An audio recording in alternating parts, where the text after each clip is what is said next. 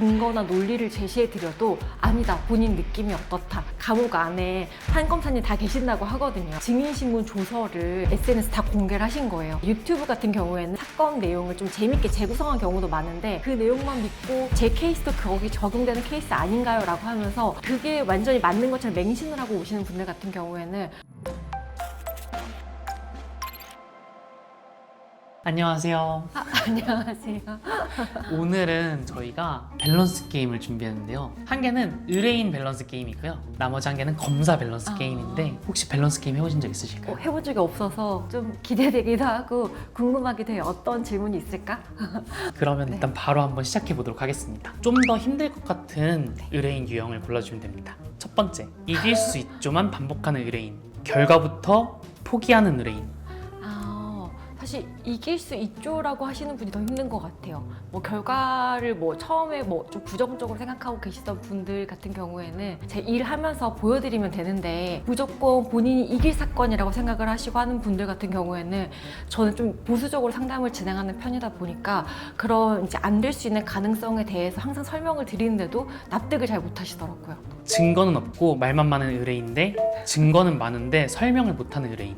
그럼 무조건 첫 번째 그분이 더 힘들어요. 그러니까 증거가 저희도 사실은 소송이라는 게 결국 증거 싸움인데 증거가 있어야 저희도 입증을 하고 판사님께 설명도 드리고 하는 건데 결국 이 재판 과정이 설득하는 과정이거든요. 저희의 주장이 맞다. 근데 다 증거 부합하는 증거를 제시를 해야 되는데 아무것도 없이 말만 나는 뭐 이렇고 뭐 그러신 분들이 있으세요. 저희가 아무리 이겨드리고 싶어도 이길 수가 없는 상황인데 후자 같은 경우에는 저희가 정리만 잘 해드리면 되는 거니까 증거는 그냥 일단 무작위로 다 보여달라. 저희가 유리한 부분을 따져서 저희가 제출할 테니까 그렇게 달라라고 하시는 분들 있거든요. 근데 그런 분들이 훨씬 더 이제 저희가 소송을 진행하기 편리한 것 같아요. 판례를 직접 찾아오는 의뢰인인데 법은 감으로 안다는 의뢰인.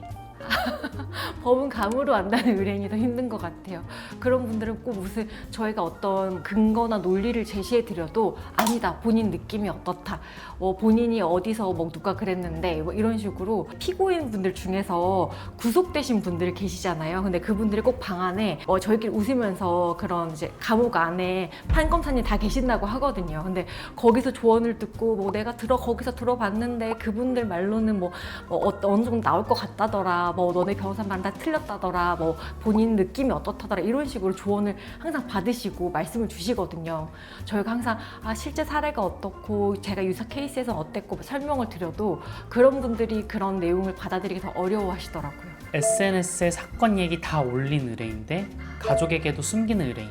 근데 이거는 SNS에 올리는 분들이 더 힘든 것 같아요.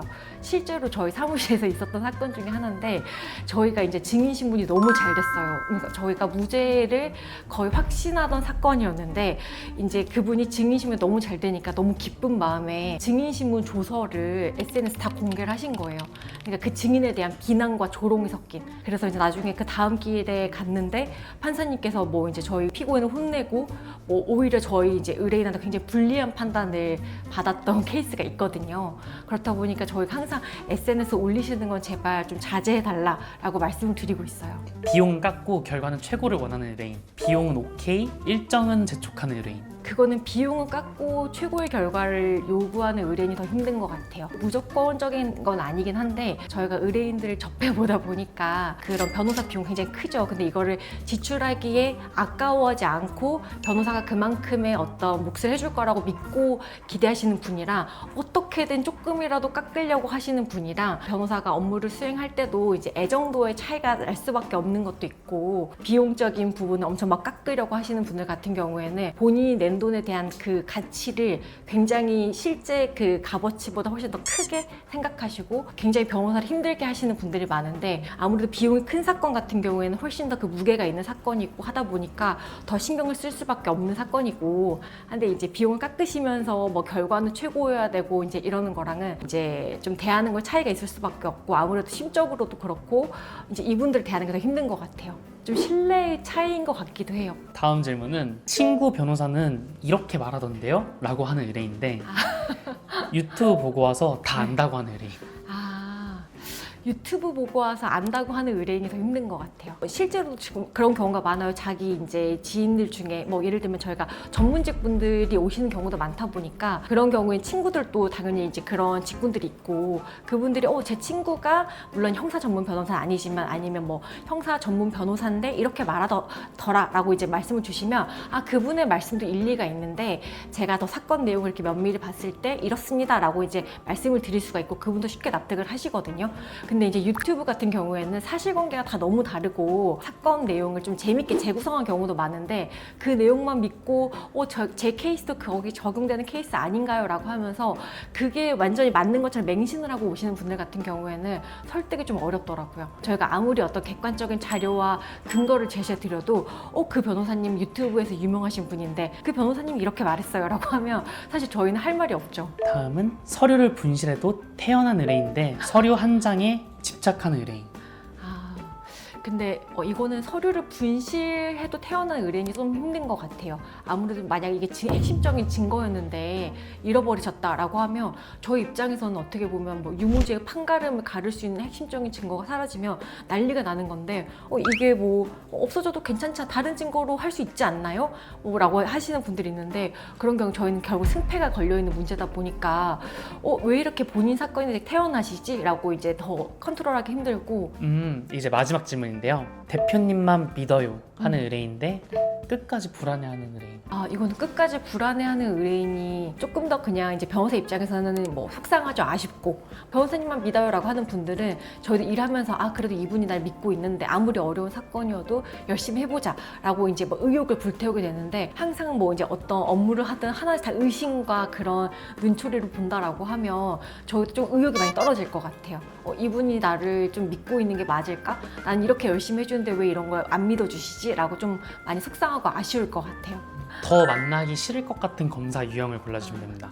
첫 번째는 공소장부터 빡빡한 검사 대 공소장은 느슨한데 말빨이 쓴 검사. 저는 그냥 빡빡한 검사님이 더 만나기 싫을 것 같아요. 사실 말빨은 사실은 뭐 저는 그것보다는 이제 얼마나 그 사건을 장악하고 있는지가 더 중요하다고 생각하거든요. 근데 아무래도 공소장부터 빡빡하게 하시는 분들 같은 경우에는 실제로 증인신문을 진행한다던가 했을 때 보면 굉장히 그 기록에 완전히 숙지가 되 계시는 분들이 많다 보니까 저는 그렇게 더 빡빡하게 준비를 해오시는 분들이 상대로 더 만나기 싫은 것 같아요. 증거 위주로만 가는 검사 대 정황 스토리를 중심으로 가는 검사. 이거는 사실 검사님들이 보통은 이제 고민을 해서 스토리텔링을 하면서 증거 제시를 하시다 보니까 어느 한쪽만 이렇게 하시는 분은 없는 것 같기는 해요.